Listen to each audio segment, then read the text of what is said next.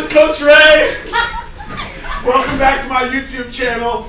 Before we get started, make sure you subscribe, like, share, and click the bell button. Okay, notes. Alright, notes on GraphingLines.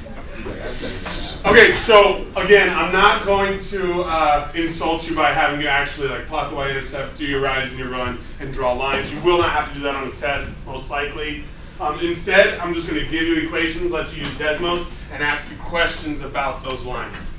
We should be able to fly through the first couple of these right away, but let's get Desmos open. All right, so y equals negative 2x, and I think it said plus 4, is that right? Yeah. Yes? Okay, y equals negative 2x plus 4. The first two things they asked were the x-intercept and the y-intercept, so I'm just going to click on those two. My y-intercept is 0, 4, my x-intercept is 2, 0. Piece of cake. All right, so x-intercept was, 2, 0. Y-intercept was 0, 4. Piece of cake. You should have been able to know the y-intercept just by looking at the equation because you can see the plus 4 in the back. Slope, because this equation is in slope-intercept form, I know that my slope is just in front of x. The only thing I want to point out here is slope is negative 2, not negative 2x. The x is not part of that slope, it's just a coefficient. All right, now we get to domain and range. This is where I'm going to spend the majority of my time to make sure you understand it. This is something we will do over and over again all year in every single unit. You will do it in pre-calculus and calculus as well. So really try to make sure we understand this. All right, first thing you need to know is domain goes with x, range goes with y. They're both in alphabetical order, so that should be pretty easy to remember. And domain is talking about all of the possible x's to a problem. So before these notes, we talked about how many answers there are to an equation that forms a line, and there are infinity. So with domain, we're going to talk about all infinity of those x's that could be a possible x in this problem. All right. So let's go back to this screen.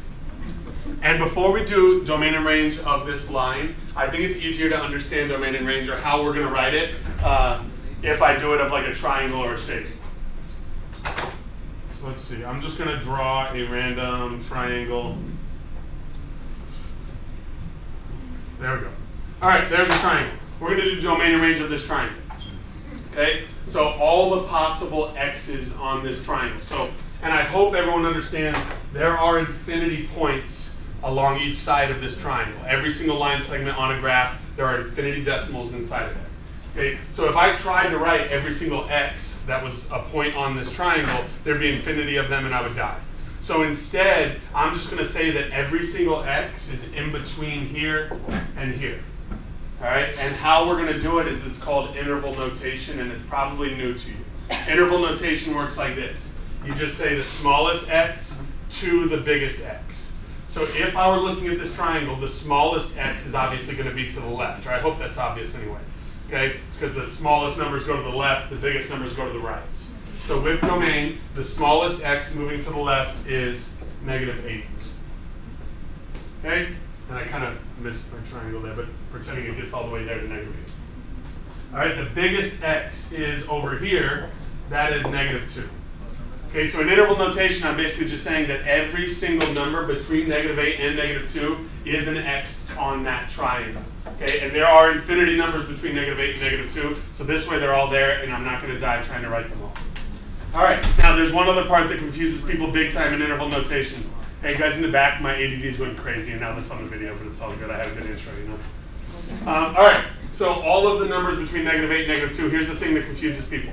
The question is, did this triangle get to negative 8? Did it actually touch negative 8? Is that one of the x's on this triangle? And the answer is yes. If the answer is yes, I put a bracket showing that I am including negative 8 as one of the numbers, as one of the x's on that triangle. Okay, same thing with negative 2. It did get all the way to negative 2, so I'm including negative 2. It's kind of like the conversation we have between the filled in dot and the open dot in our inequalities. Like, did we actually get there or not? Okay, so brackets are if we're including that. If we weren't including it, like if we got all the way up to 2 but not quite to 2, then I would have it be a parenthesis, not a bracket. Okay, range would be same thing. I'm not going to write all infinity y's. I'm just going to say the smallest y is down here. The biggest y is up here. So the range is every single number between -2 and 4. And it does get to both of those, so it includes both of those numbers. All right, and that's called interval notation. It looks like a coordinate point, especially when we put parentheses on it. It really looks like a coordinate point, but you just need to know that this is interval notation saying from -8 to -2 and including both of those. All right, you always go smallest to biggest also. All right, now, since we've done that, let's do it for our line. So I'm going to start with domain, and on this line, I just want to know how far to the left is this going to go, or what's the furthest x to the left. Okay, and since this line is moving forever and ever and ever and ever this way, it's going to go all the way to -infinity. All right, so forever means infinity, or infinity means forever. If we throw a negative on there, that means to the left. Okay?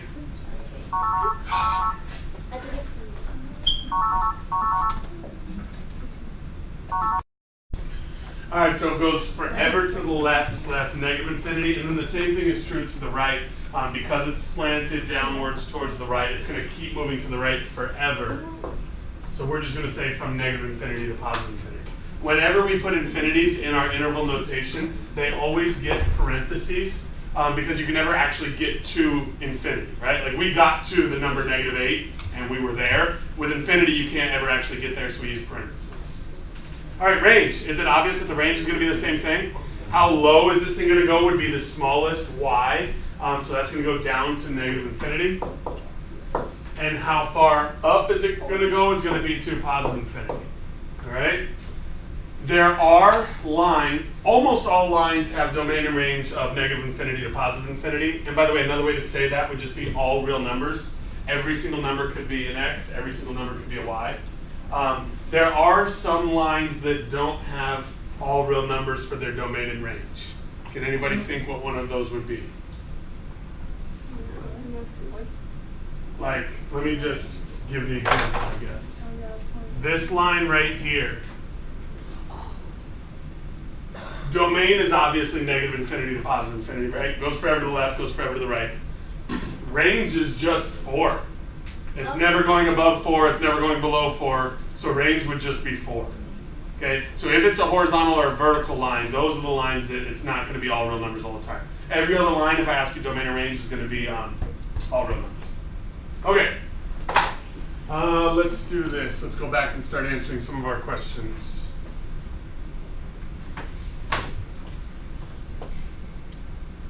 All right, so our domain we just talked about is -infinity to +infinity. Our range is also -infinity to +infinity. Okay, so next, the interval where the function is positive. Interval where the function is positive. All right, when you are looking at a graph, a function is positive when it is above the x-axis. Say it one more time. A function is positive when it's above the x-axis. Okay, so everything from the x-axis and above is where that function is positive. All right, so when we're kind of saying our intervals here, we're saying from all the way to the left, all the way up until this x-intercept here at 2, all of that is above the x-axis. So how we would write that is, all the way to the left we write as -infinity, 2, 2. Got that? Always with infinities we get parentheses, and let's talk about that number 2. When we get to this number 2, are we above the x-axis? No. Are we below the x-axis? No. Since you're on the x-axis, which is like 0, that is not positive, that is not negative. So 2 is not, at 2, this function is not positive, so we do not include 2. This is a situation where I use a parenthesis, not a bracket. Okay, so what I mean by that is, when I ask the question, where is the function positive? All the way up to 2, but not including 2. Right, so 1.99999, yes, but once we get to 2, now it's no longer positive, it's right on the x-axis. Is that clear? So where is it negative?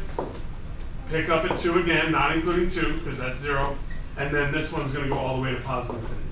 So this notation is just saying from all the way to the left up to 2, it's above the x-axis. From 2 all the way to the right, it is below the x-axis. All right, so let's get that in our notes.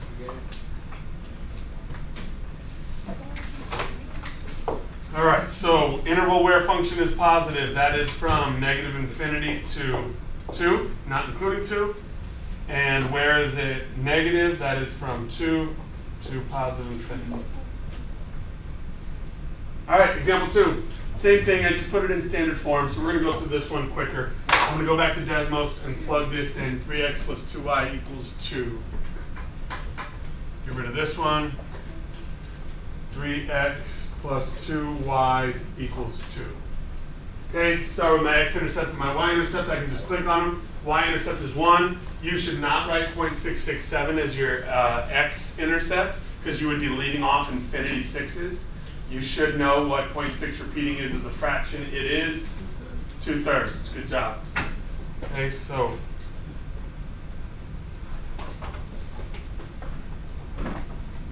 my x-intercept was 2/3, comma 0. My y-intercept was 0, comma 1. I just clicked on those. My slope, I could figure it out algebraically by putting this in slope-intercept form, or I could just go back and look at my graph and count rise and run. I'm looking for another point where it lands exactly on a corner. This one's on a corner, the y-intercept.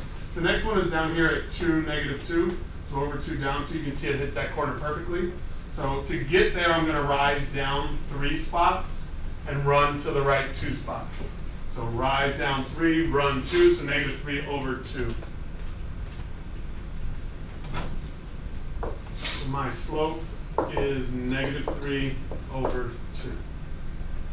Okay, domain and range. Since this is not a vertical or a horizontal line, my domain and range is just going to be all real numbers. I could write it as negative infinity to infinity like I did on example 1, or I could just write out all real numbers. They mean the exact same thing. I would accept either answer on the test.